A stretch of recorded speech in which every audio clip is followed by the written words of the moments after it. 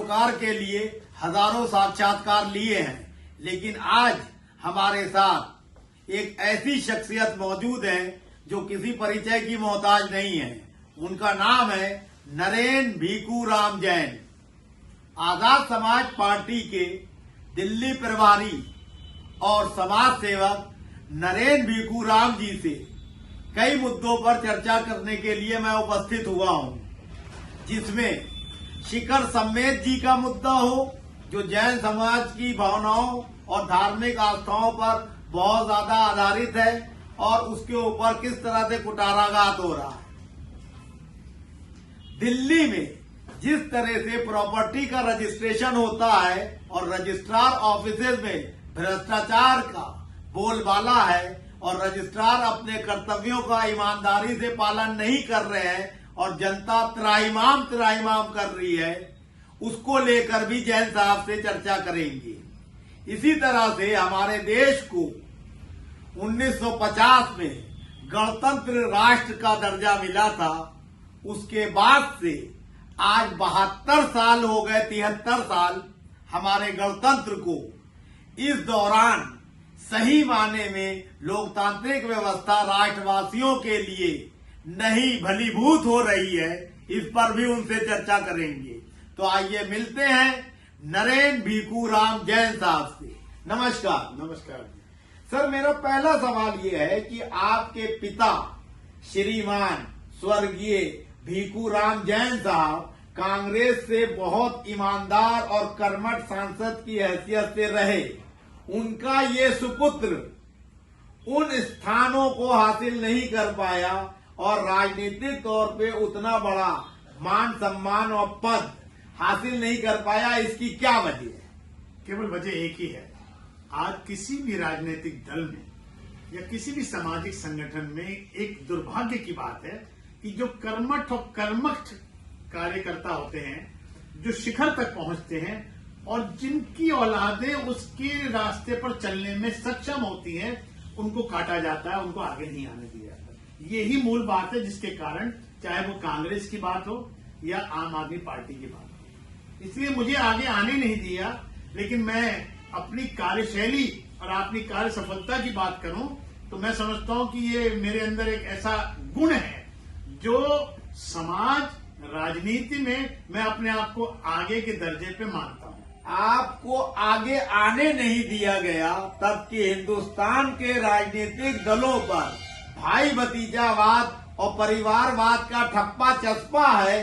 कांग्रेस हो, बीजेपी हो, जनता दल यूनाइटेड हो, राष्ट्रीय जनता दल हो, समाजवादी पार्टी हो, बहुजन समाज पार्टी हो, असदुद्दीन की IIM हो और चाहे आजाद समाज पार्टी के प्रमुख हो और चाहे आम आदमी पार्टी के अरविंद केजरीवाल हो, सभी लोग भाई भतीजावाद को आगे बढ़ाते हैं। तो आप क्यों पीछे रह गए? मैं शायद इसलिए पीछे रह गया सिराज भाई, क्योंकि शायद मैंने उस श्रृंखला में अपने आप को नहीं डाल पाया। क्या जो करप्शन राजनीति में, वो करप्शन का मैं हकदार नहीं बन सकता। एक जैन होने की हैसियत से अगर मैं टिकट पैसे देकर खरीदूंगा तो आप मान के चलो फिर मैं जनता का भला नहीं कर पाऊंगा, मैं अपना ही भला कर पाऊंगा। और यही कारण है, चाहे आज आम आदमी पार्टी हो या बीजेपी हो या और जितने राजनीतिक दल हो जिन्हों की आपने चर्चा करी। अब आप हमें ये बताइए, जैन समाज की धारणाओं, अवधारणाओं, मान्यताओं, सिद्धांतों, उसूलों, उनकी विचारधारा के ऊपर आपने प्रकाश डाला। झारखंड राज्य में शिखर सम्मेद जी का आंदोलन बहुत तेजी से आगे बढ़ रहा है और आपने खास तौर से गृह मंत्री अमित शाह साहब, जो कि खुद जैन समाज से बिलोंग करते हैं, पत्र भी लिखा। लेकिन जैनियों का समर्थन मिलता है बीजेपी को, उसके बावजूद शिखर सम्मेद जी का मामला गृह मंत्री और मोदी सरकार हल नहीं कर रहे हैं सम्मानजनक तरीके से। इस पर आप क्या कहेंगे? दुर्भाग्य की बात है, दुर्भाग्य की बात है। मैं उस कम्युनिटी से आता हूं, एक जैन समाज की कम्युनिटी से आता हूं, जिन्होंने भारत की आजादी के अंदर सबसे आगे, सबसे प्रथम कार्य किया।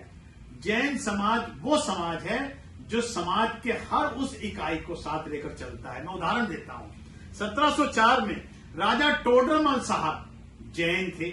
उन्होंने गुरु गोविंद सिंह जी के 2 साहिबजादों की अंत्येष्टि करी और उस जमाने में 400 करोड़ रुपए का उस जमाने में सोना उस धरती पर लिटाया था जो उस जमाने के जो मुस्लिम बादशाह थे उनकी शर्तों पर। जैन वो कौम है जिन्होंने 17वीं शताब्दी में एक विराग वोरा जी थे गुजरात में जो ईस्ट इंडिया कंपनी को रुपया ब्याज पे देती थी। जैन वो कौम है जो सेठ जगत मुर्शिदाबाद वेस्ट बंगाल में थे, वो उन्होंने अंग्रेजी सरकार को पैसा देकर उनकी सरकारों को चलवाते थे क्योंकि वो पैसा ब्याज पे लेते थे। जैन वो कौम है, भारत के इतिहास में अंग्रेजी शासन में 1200 के करीब फांसी दी गई और आपको हर छोका सबसे पहली फांसी में हरियाणा के हांसी क्षेत्र में जैन को फांसी दी गई। उनके घर के बाहर ही उनको फांसी पर लटकाया गया। मैं ऐसी बातें बताना चाहता हूं। आज की तारीख में 2018 में एक केंद्र ने गजट नोटिफिकेशन जारी किया संवेद शिखर जी के लिए कि वहां पर संवेद शिखर जी के बारे में बताना चाहूंगा। वो ऐसा एक पहाड़ है जैनियों के लिए, हमारा वो मक्का मदीना है, जैनियों का मक्का मदीना है। जिस प्रकार कोई भी गुरुद्वारे जैसे गोल्डन टेम्पल है, इस प्रकार जैनियों का मक्का मदीना और सबसे ज्यादा हमारा होली प्लेस है। वहां से 20 तीर्थंकरों ने निर्वाण प्राप्त किया। ऐसा कहा जाता है जैन धर्म में कि हर एक व्यक्ति को वहां पर एक अपनी प्रकृति पर एक परिक्रमा लगानी पड़ती है चाहिए ताकि आगे आने वाले भव सुधर सके। वहां पर केंद्र सरकार ने, झारखंड सरकार ने एक पर्यटक केंद्र की हैसियत से उस पहाड़ी को डिक्लेयर कर दिया। अब सवाल ये उठता है कि एक जो कि धार्मिक स्थल है, इस धार्मिक स्थल को अगर आप पर्यटक केंद्र की तरफ अगर घोषित करेंगे तो वहां पर जो और लोग हैं वो पिकनिक बनाने जाएंगे और पिकनिक बनाने का मतलब वहां मदिरा, मांस और जूते पहन के जाना, जबकि जैन समाज वहां सारे 27 किलोमीटर की परिक्रमा है और जैन समाज वाले वहां नंगे पैर घूमते हैं। तो इस मामले में बहुत ज्यादा एक विवाद चल रहा है संवेद शिखर जी को लेकर। ये बहुत एक विडंबना है। विवाद क्या है? विवाद ये है कि वो ये कहते हैं वहां के लोकल, हालांकि हमारे जो जैन समाज और लोकलों के बीच में कोई विवाद नहीं है, वहां के जो आदिवासी हैं उनके बीच में हमारा कोई विवाद नहीं। एक राजनीतिक नेता उसको हड़पने में लगे हुए हैं, जबकि हजारों साल से संवेद शिखर जी जैनियों की एक पावन धरती रही है। तो ये एक पॉलिटिकल मैटर बना हुआ है जिसके कारण वहां पर लोग जाकर जूते चप्पल पहनकर। पॉलिटिकल मैटर कौन बना रहा है? वहां की झारखंड मुक्ति मोर्चा की सरकार, बीजेपी, कांग्रेस या कोई और राजनीतिक दल? झारखंड मुक्ति मोर्चा की सरकार, वहां लोकल एमएलए जो हैं, वहां के एमपी हैं, वो बना रहे हैं ताकि उनको वोट बैंक मिले। क्या जैन समाज से बिलोंग करने वाले माननीय यशस्वी गृह मंत्री अमित शाह साहब में इतना साहस नहीं है कि एक राज्य सरकार के मुखिया को वो धमकाकर, समझाकर, हड़काकर, संवैधानिकता का डर दिखाकर संवेद शिखर जी के मान सम्मान और मर्यादा को बरकरार रख सके? ऐसा होना चाहिए, लेकिन ऐसा हो नहीं रहा क्योंकि अनफॉर्चुनेट। तो इसमें जो है किसकी कमी मानी जाए? माननीय गृह मंत्री अमित शाह की, जैन समाज की या झारखंड मुक्ति मोर्चा की सरकार की? देखिए, मैं आपको बताऊं, जैन समाज एक अल्पसंख्यक समाज है। आज सारे भारत के अंदर अगर हम 140 करोड़ आबादी है तो हमारी आबादी 50, 60, 70 लाख लोग हैं। हम लोग अमन शांति वाले लोग हैं।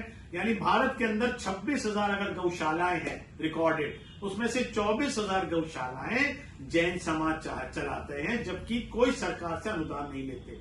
97% लिटरेसी है, पढ़े लिखे लोग हैं। भारत सरकार का जो जीडीपी में 25% जो जो जैन इकाइयों से पैसा आता है। जैन तो वो कौम है, लेकिन अनफॉर्चुनेटली क्योंकि जैन समाज कोई सड़कों पर आंदोलन इस तरह नहीं करता कि बसें जलाना, ट्रेनें रोकना, ये हमारे अंदर अराजकता नहीं है। लेकिन जैन समाज में भी बहुत बड़े बड़े कुख्यात लोग पैदा हुए हैं, जैसे चंद्रा स्वामी और सत्येंद्र जैन जो तिहाड़ की हवा खा रहे हैं। तो जैन समुदाय में पैदा हो जाने वाला व्यक्ति सब जो है अच्छे ही होंगे, इसकी क्या गारंटी है? मैंने 2 नाम लिए, नाम और ले सकता हूं। देखिए, मैं नामों की बात नहीं करता क्योंकि समाज में जब समाज की बात होती तो नाम की बात नहीं होती। हम तो एक भारत देश के खजाना है।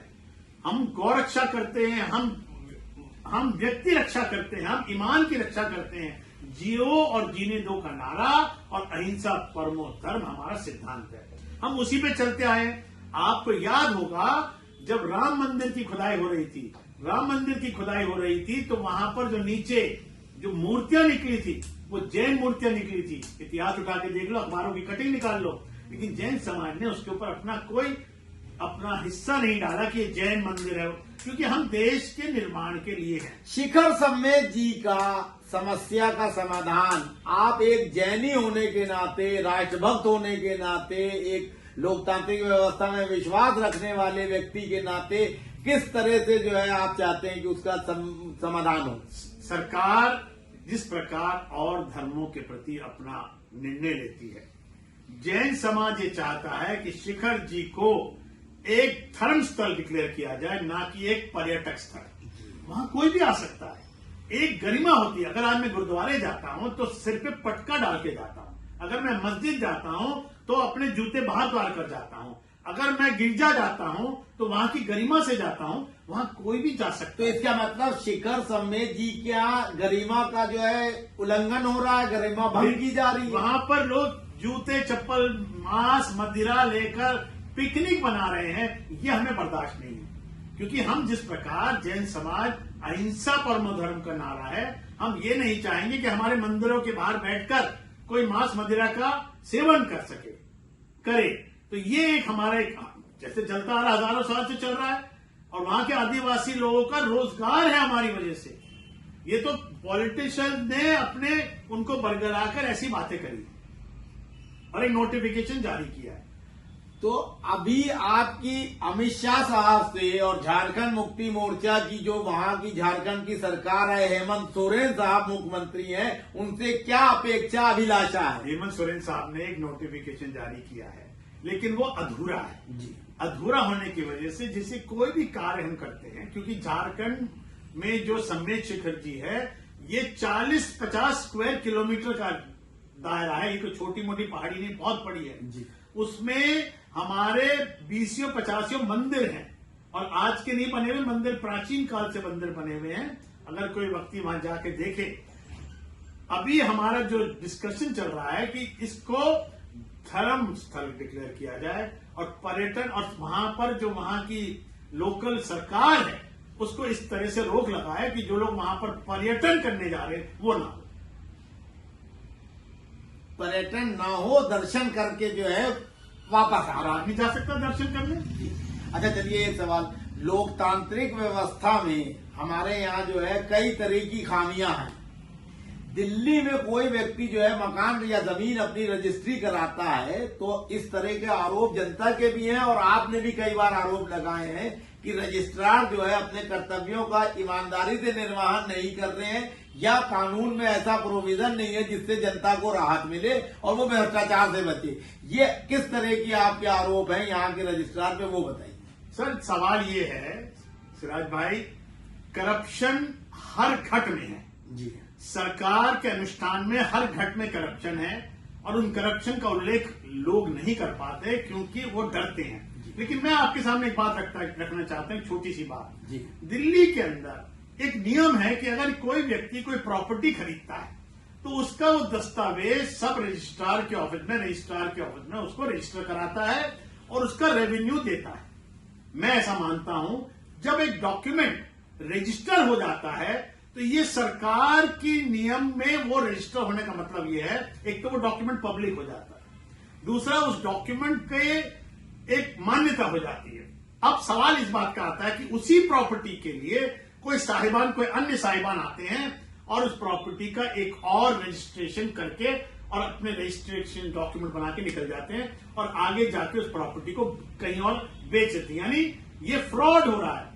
मेरा निवेदन ये, जो निवेदन बाद में करूं, मेरा इस वक्त सवाल क्या है कि जब मैंने एक रजिस्ट्रेशन कराया है, उस रजिस्ट्रेशन का मतलब ये है कि सरकार के डिपार्टमेंट को उस रजिस्ट्रेशन, उस प्रॉपर्टी की बाबत कोई भी रजिस्ट्रेशन कराने आवे तो एक क्वेश्चन मार्क होना चाहिए, वाई, क्यों, और उसकी सवाल जवाब उन जो पुराने पहले जो इंद्राज करके गया है उससे पूछा जाए, लेकिन ऐसा नहीं होता। कोई अमुक व्यक्ति को जीपीए लेकर आता है एक ही प्रॉपर्टी के लिए और उसको आगे सेल कर देता है, और जिसके कारण लाखों मुकदमे अदालतों में पड़े। तो इसका मतलब ये है कि जो रजिस्ट्रार हैं दिल्ली में, वो लोग ईमानदारी से काम ना करके करप्शन में लिप्त हैं और एक प्रॉपर्टी को 2-2, 3-3 बार रजिस्टर्ड कर देते हैं। मैं कह रहा हूं ये तो एक 2-2, 3-3 बार नहीं, कई बार, और इतनी करप्शन है। मैं उदाहरण देता हूं, एक छोटी सी, आप अभी डॉरिस की वेबसाइट खोलिए दिल्ली में, DORIS, वहां पर आपको एक कॉलम आएगा डिस्प्यूटेड। मैंने जाके पूछा सब रजिस्ट्रार से, साहब ये आपने डिस्प्यूटेड, ये देखिए मेरे पास लिस्ट है कि आपने ये प्रॉपर्टीज को डिस्प्यूटेड कैसे डाला है। कहते हैं हमारे पास चिट्ठी आई थी कि ये प्रॉपर्टी डिस्प्यूटेड है, हमने उसको डिस्प्यूटेड में डाल दिया। मैंने कहा फिर मैं लाल किले का भी डिस्प्यूट कर दूं, राष्ट्रपति भवन का डिस्प्यूट करके चिट्ठी लिख दूं, तो क्या आप उसको डिस्प्यूटेड में डाल देंगे? क्योंकि सिस्टम नहीं है, क्योंकि करप्शन है। अब आप जाइए, पैसे दीजिए, उस प्रॉपर्टी को डिस्प्यूटेड में डलवा दीजिए, फिर पैसे दीजिए, प्रॉपर्टी को डिस्प्यूट से हटवा दीजिए, कोई कानून नहीं है। इसी प्रकार अगर मैंने एक प्रॉपर्टी की सेल डीड हुई, मुझे या तो मुझे सरकार ये बता दे कि ये रजिस्ट्रेशन करने का जो फॉर्मेट है ये केवल चंदा या रेवेन्यू इकट्ठे करने का है, ना कि एक प्रॉपर्टी के लिए उसको इंद्राज करने का। जो मुझे लगता है प्रॉपर्टी रजिस्ट्रेशन एक मजाक है और मजाक के चलते करप्शन है। आप इसको इतना स्ट्रीमलाइन करिए, हर प्रॉपर्टी को आईडी नंबर दीजिए, उस प्रॉपर्टी का आईडी नंबर से प्रॉपर्टी का ऑनलाइन सब मामला करिए, सारी करप्शन खत्म होगी। लेकिन नहीं, जीपीए बनाता है बंदा, उसके बाद फर्दर सेल कर देता है। अरे भाई ये कैसे कर देते हो? तो मेरी प्रॉपर्टी में आप जीपीए लेके कैसे आ जाओगे? ऐसे कई ऐसे मामले हैं और इसमें बहुत सरलता से, बहुत सिंसियरली सोचना पड़ेगा। ऐसे जैसे एक रूल है कि कोई भी कागज जब सब रजिस्ट्रार के यहां रजिस्टर होता है, एक रूल है, सब रजिस्ट्रार को उसकी तजवीज करनी पड़ी है, उसकी इंक्वायरी करनी चाहिए। लेकिन ऐसा नहीं करते। क्यों करते? वहां पर लिख रखा है कि हमारी कोई जिम्मेवारी। तो तुम्हारी जिम्मेवारी सिर्फ रेवेन्यू लेने की है क्या? सिर्फ पैसा लेने की है क्या? तो पैसा ऐसा करो, कागज वागज फेंको, सिर्फ को पैसा जमा कराओ, भागो। ये तरीका सरकार का नहीं है। अच्छा ये बताइए कि अभी हमारे देश को आजाद हुए इतने साल हो गए, लोकतंत्र में नागरिकों को जो मूल अधिकार और उनके जो है मतलब मिलना चाहिए था, जो सुकून मिलना चाहिए था देश आजाद होने के बाद, अभी वो नहीं मिला है। तो आपके हिसाब से मुख्य रूप से 4, 5, 7 क्या समस्याएं हैं जो राजनेताओं को और सरकारों को पहले दूर करना चाहिए, जिससे नागरिक जो है शांति से, सुकून से रह सके? बहुत से कानून जो अंग्रेजों के बने हुए, उसमें जमीनी हकीकत के साथ मिलकर उनको सरल करा जाए। सीपीसी जो भारत में जो हर कानून, हर मुकदमा सीपीसी के तहत चलता है, उसमें इतनी त्रुटियां हैं कि हर जो डिफेंडेंट होता है, यानी जो गलती करता है, जिसके खिलाफ मुकदमा होता है, उसके लिए इतने रास्ते दे रखे निकलने के लिए। अगर आज सरकार इतने कानून बनाए, सही कानून बनाए, जिसमें आम जनता जो गरीबी क्यों इस मुल्क में गरीबी इसलिए है कि गरीब का हक नहीं मिलता। उसकी जमीन पर आप बैठे हो, मैं बैठा हूं, वो धक्के खा रहा है, वो कोर्टों में जाकर वकीलों के पैसे नहीं दे सकता, कोर्टों में इतना डिफिकल्ट बनाया हुआ है कागज कानून। तो इसमें सरलता, जैसे इंडियन कॉन्ट्रैक्ट है, specific relief act, arbitration conciliation act, 138 negotiable instrument act, इस प्रकार बहुत से ऐसे कानून हैं जिन्हों को सरल करना पड़ेगा। तो उससे जो है हमारे देश में जो है नरेंद्र मोदी साहब जब से प्रधानमंत्री बने हैं, वो ये दावा करते हैं कि हमने सैकड़ों कानून जो है जो व्यर्थ के थे उनको हटा दिया। तो आप इतनी समस्याओं से ग्रस्त हैं, तो इन कानूनों पे भी जो है उनकी नजर। एक उदाहरण देता हूं आपको सिराज भाई, केंद्र सरकार ने सन 2020 में मॉडल टेनेंसी एक्ट बनाया है, यानी हर मकान मालिक और टेनेंट को अपना एग्रीमेंट उसमें ऑनलाइन अपलोड करना पड़ेगा। वो कानून बन गया, गैजेट हो गया, लेकिन इम्प्लीमेंट नहीं हुआ। क्यों नहीं हुआ इम्प्लीमेंट? इसका सवाल का जवाब मैं नहीं दे सकता। यानी अगर लाखों करोड़ों मुकदमे पड़े हैं कोर्टों में मकान मालिक और किराएदार के, और टेनेंसी एक्ट इतना बढ़िया बना हुआ है, लेकिन उसको इम्प्लीमेंट नहीं किया गया, तो ये एक दुर्भाग्य है देश का। ऐसे कई कानून हैं जिसमें परिवर्तन लाकर इसको इम्प्लीमेंटेशन करनी पड़ेगी। जैसे मॉडल टेनेंसी एक्ट है, प्रॉपर्टी एक्ट है। प्रॉपर्टी एक्ट में क्या है कि लोग कब्जा करके बैठे हैं प्रॉपर्टियों में, कब्जा करके बैठे। कोई कानून नहीं है कि अगर मालिक मकान उनको खाली करा पाए। मतलब अगर आज मुकदमा डाले कोई मालिक तो उसकी पूरी नस्ल पूरी लाइफ लग जाती है।